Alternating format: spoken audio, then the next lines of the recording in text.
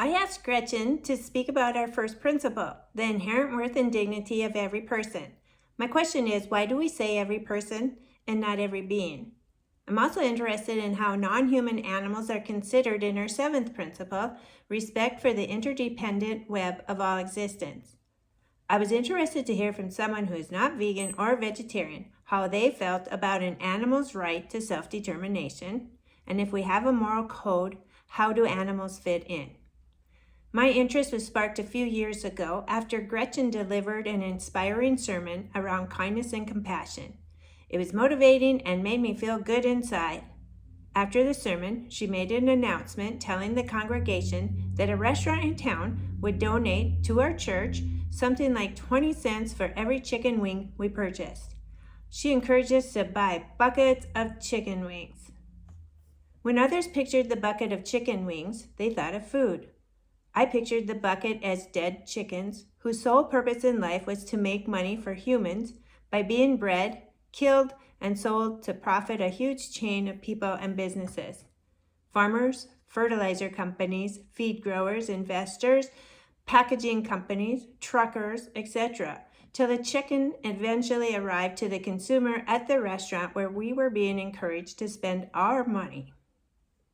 I thought this was a total cognitive dissonance. All of her beautiful sermon on kindness and compassion was wasted. Or was it? Maybe there's an explanation on how purchasing chicken wings makes sense. I purchased this auction item to find out. My goal is to better understand a UU perspective of non-humans' right to self-determination. Humans are but a small part of a complex web of existence, or at least we should be. By our mere existence, we do more to disturb the web than to sustain it. Nature's systems are in no way reliant on humans.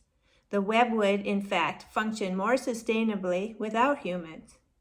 As poet Sarah Teasdale put it, no one would mind neither bird nor tree if mankind perished utterly, and spring herself, when she woke at dawn, would scarcely know that we were gone.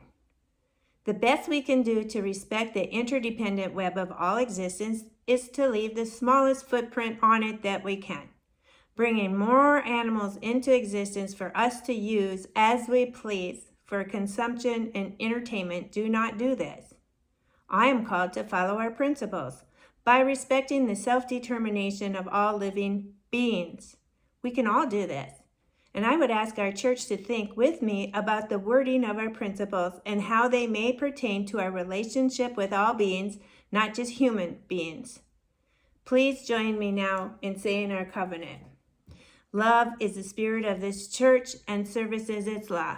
This is our great covenant, to dwell together in peace, to seek the truth in love, and to help one another.